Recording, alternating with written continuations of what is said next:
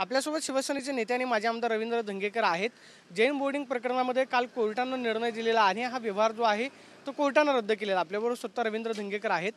Jain boarding प्रकरणामध्ये तुम्ही स्वतः बाजू मांडत होतात. धर्मादाय आयुक्तांनी आधी सांगितलं की आम्ही त्याला स्थगिती देतो, मात्र आता थेट कोर्टानंच हा व्यवहार जो आहे तो रद्द केलेला. नाही, हा रद्द केलेला आहे, पण हा किती दिवसात केला पण हे काय निर्णय त्याच्यामध्ये दिसत नाहीत. खरं तर मला ह्याच्यामध्ये अजून शंका आहे की जे ब्लॅकचे पैसे दिलेले होते ट्रस्टींना त्याचा हिशोब अजून पूर्ण झालेला दिसत नाही आहे. कारण मी पहिल्यांदाच म्हणलं होतं की धर्मादाय आयुक्तांना अधिकारच नाही ते रद्द व्यवहार करायचे. आता ते कुठंतरी पुणे कोर्टात गेले, पण पुणे कोर्टाने तारीख मेन्शन नाही केली की ह्या तारखेपर्यंत हा व्यवहार रद्द करावा. अजूनही त्यांचा घोळ चाललेला आहे आणि त्या घोळामध्ये किती दिवस लागणार हे अजून त्याचा अंत लागत नाही.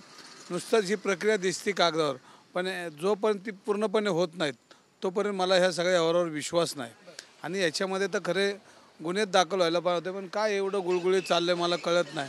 कारण हे कोण त्यांना झाकतं आहे, कशासाठी झाकतं आहे? कारण आपण बघितलं असेल तर मोंडव्या प्रकरणामध्ये गुन्हे दाखल झालेत, इथं का होत नाहीत हा महत्त्वाचा प्रश्न आहे. आणि जर इथं होत नसेल तर मग कोणाची कृपा आहे याच्यावर, हा महत्त्वाचा प्रश्न आहे. परत दुसरा विषय की हे 230-35 कोटी रुपये जे आले ते कुठनं आलेत, हे व्हाईट पैसे कसे आलेत, बँकेला कसे भरले, हे जी लोकांमध्ये संभ्रम निर्माण करणाऱ्या ज्या काही घटना आहेत ह्याची चौकशी जो आहे ना. 235 कोटी तर दिले, 30 कोटी आले कुठनं, बँकेने एका दिवसात दिले, एका दिवसात परत घेतले, हे काय चाललं आहे?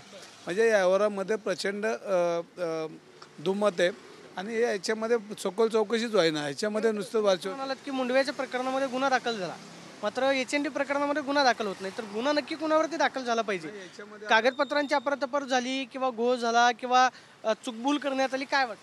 ह्याच्यामध्ये सगळी हा सगळं जो प्रकरण पाहतं ह्याच्यामध्ये सर्वांशी ह्याच्यामध्ये चूक आहे. आणि जे ह्याच्यामध्ये दोषी आहेत त्यांच्यावर कारवाई झाली पाहिजे. सरकार का लपून ठेवतं, का झाकतं, अजून हा माझ्यासारख्या कार्यकर्त्याला पडलेला प्रश्न आहे. ह्याच्यामध्ये सर्वसामान्य माणूस असतं तर त्याला तुम्ही 2-2 तास चौकीत नेऊन बसवता. एवढं प्रचंड प्रमाणामध्ये हा घोटाळा झाला. घोटाळाच नाही, महाघोटाळा आहे. आणि या घोटाळ्याचे पैसे एवढे वाईट कोणाकडे आहेत? गोखलेकडे तर एवढे पैसे नाहीत, बडेकरकडे एवढे पैसे नाहीत, मग हे व्हाईटचे पैसे कोणाचे आहेत ह्याची तर चौकशी आहे ना. गोखले तर कर्जबाजारी असं म्हणतात लोक, मग ह्याला पैसे कोणी दिलेत, कोणाचे पैसे आहेत ह्याचाही तपास व्हाय ना. हा तपास झाला पाहिजे. आणि हा तपास का होत नाही? व्यवहार करताना पैसे कुठून आले त्याचा तपास त्याचाही तपास झाला पाहिजे. एवढे पैसे आले कुठनं आणि पैसे कोणाचे आहेत? ब्लॅकचे व्हाईट झालेत का, व्हाईटचे ब्लॅक झालेत का, ह्याचाही चौकशी ह्याच्यामध्ये झाली पाहिजे. मुंडव्याच्या एका प्रकरणामध्ये तुम्ही जो उल्लेख केलात की तिकडे गुन्हा दाखल झाला, मात्र इकडे गुन्हा दाखल होत नाही. मुंडव्याच्या प्रकरणामध्ये नक्की तुमची भूमिका काय? 42 कोटी रुपयांचं स्टॅम्प ड्युटी जी आहे ती कोणी भरावी याच्यावरती सुद्धा अजून संभ्रम आहे. अजित पवारांचे पुत्र पार्थ पवार यांच्यावरती त्या प्रकरणामध्ये आरोप झाले. इतर 2 जणांवरती गुन्हा दाखल झाला, मात्र पार्थ पवारांवरती सुद्धा गुन्हा दाखल व्हावा अशी काही मागणी विरोधकांची होती. आता काँग्रेसचे नेते विजय वडेट्टीवारांनी मागणी केलेली आहे की ज्या चौकशी समिती नेमलेल्या आहेत त्या बरखास्त करा. तुम्हाला वाटतं की समितीमधून सगळं काय बाहेर येईल? नाही, याच्यामध्ये बघा, हा हा जो प्रश्न आहे हा न्यायालयीन प्रश्न आहे. आणि याच्यामध्ये न्यायालयाची भूमिका, आपण संविधान आणि लोकशाही मानणारे लोक आहोत, पण याच्यामध्ये जे महसूल खात्यामध्ये अफरातफर केली त्याच्यामध्ये त्याच्यामध्ये कोणाकोणाचा सहभाग होता त्यांच्यासहित सगळ्यांवर गुन्हे दाखल झाले पाहिजे. मागणी माझी आज आणि उद्या बी. पण याच्यामध्ये पार्थ पवारांना का अटक होत नाही ह्याचे मला जरा, मी आत्ता जे जैन बोर्डिंगमध्ये बोललो तेच इथं माझं विषय की असं का चाललं आहे. तर दोन्ही समान न्याय दिला पाहिजे, समान त्याच्यावर कारवाई झाली पाहिजे. आणि ह्याच्यामध्ये जर पार्थ पवारवर कारवाई झालीच पाहिजे, चुकला असेल तर त्यावर कारवाई झाली पाहिजे. पण त्याबरोबर जैन मंदिरचं काय आलं, ह्याच्यावर का होत नाही, हेही तपासण्याचा भाग आहे. तर आता मग तुम्ही काय कारवाई करणार याच्यामध्ये? सगळ्या तुमची भूमिका काय? तुम्ही लढाई लढलात किंवा तुम्ही प्रश्न मांडलात, तुम्ही पत्रकार परिषदा घेऊन जे काही सगळं सांगायचं होतं ते सांगितलं, मात्र तुम्ही म्हणता की गुन्हा दाखल होत नाही. तुमचं म्हणणं ऐकलं जात नाही की नक्की काय होतं? माझं म्हणणं लोकशाहीचंच म्हणणं ऐकलं जात नाही. मी लोकशाही म्हणून बोलतो. मी काय कुठल्या पदावर नाही, काय सत्तेवर नाही. मी पदावर असतो तर एका मिनिटात चौकशी लावली असती, पण कोण चौकशी लावणारीच लावत नाहीत. आता मी तरी काय करणार? चौकशीच लावत नाहीत. आणि चौकशी जर मुख्यमंत्र्यांनी ह्याच्यावर लावली पाहिजे, जैन बोर्डिंगच्या ह्याच्यावर, ही माझी पहिली मागणी आणि आत्ताची मागणी. मात्र या सगळ्या प्रकरणामध्ये तुम्ही आता म्हणालात की मुंडव्यातल्या प्रकरणामध्ये गुन्हा दाखल होतो. अजित पवारांनी अमित शहाची भेट घेतलेली आहे दिल्लीमध्ये जाऊन, या सुद्धा प्रकरणावरती चर्चा झाल्याची माहिती आहे ना. आता त्यांचेच तपास, मला त्यांच्यामध्ये काय चर्चा झाली याची माहिती नाही. परंतु सगळ्यांना समान न्याय झाला पाहिजे आणि कोणाला लपू-छपी केली तर जनता आहेत, पण आता काय होईल ते परमेश्वर माहिती आता. म्हणजे आता व्यवहार रद्द झालाय त्याचं काय आहे का? व्यवहार रद्द अजून झालेलाच नाही त्याचा बी. जैन बोर्डिंगचा व्यवहार रद्द झालेला नाही. ज्या दिवशी धर्मदाय आयुक्तांनी सांगितलं की आम्ही व्यवहार रद्द, त्यांना अधिकारच नव्हते ते, हे मी त्या दिवशी बोललो. आज तुम्ही मला परत म्हणताय पुणे कोर्टने, पण त्यांनाही मी अधिकार ती लाईन नाही दिली की ह्या तारखेला हे संपल व्यवहार रद्द. पण त्याचे ब्लॅकचे पैशाचं काय आलं, मग ब्लॅकचे ह्याची चौकशी झाली नाही. ह्या सगळ्यावरची कसून चौकशी झाली पाहिजे. ज्या ट्रस्टीने 100-150 कोटी रुपये ब्लॅकचे घेतले ते कुठे दिलेत का नाही, मग दिले तो कुठं दिलेत, मग ह्याचा तपासच व्हाय ना. ह्याच्यामध्ये तपासच झाला नाही. म्हणजे जी वेगवेगळी प्रकरणं बाहेर येत आहेत, सरकारी जमिनी ज्या आहेत खाजगी नावावरती केल्या जातात.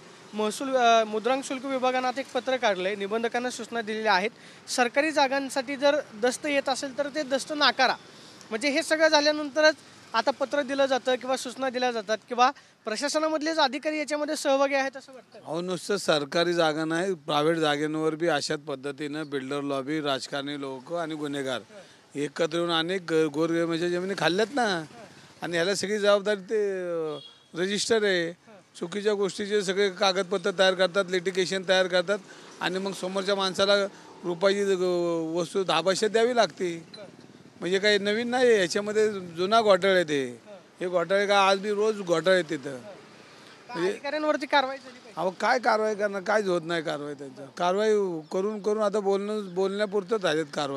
कारवाई शब्द बोलण्यापुरता राहिला, पण सरास करतात बिंदासे आणि माजलेल्या पोळासारखे ते तिकडे वाचतात, कोणाला घाबरत नाही, बिंदास हे असे व्यवहार करतात.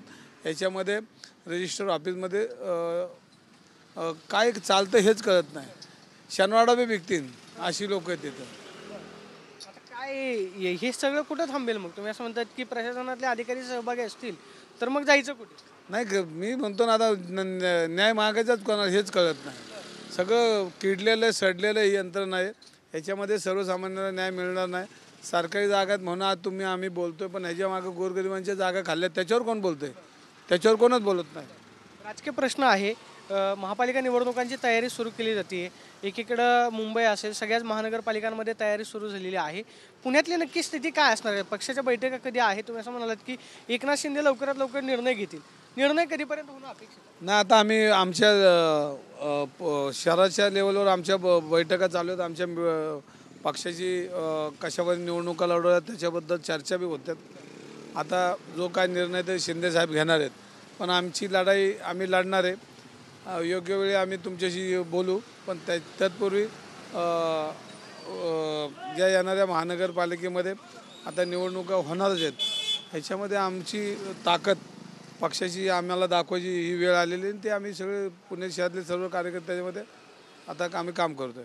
आपण पाहतोय की आमच्या पक्षाची ताकद दाखवायची वेळ आलेली आहे आणि आम्ही पुणे शहरामध्ये काम करतोय अशी प्रतिक्रिया रवींद्र धंगेकरांनी दिल्याच पाहायला मिळते. Camera person Rohit Sonavi, Pradeep Kapse, TV9 Marathi, Pune.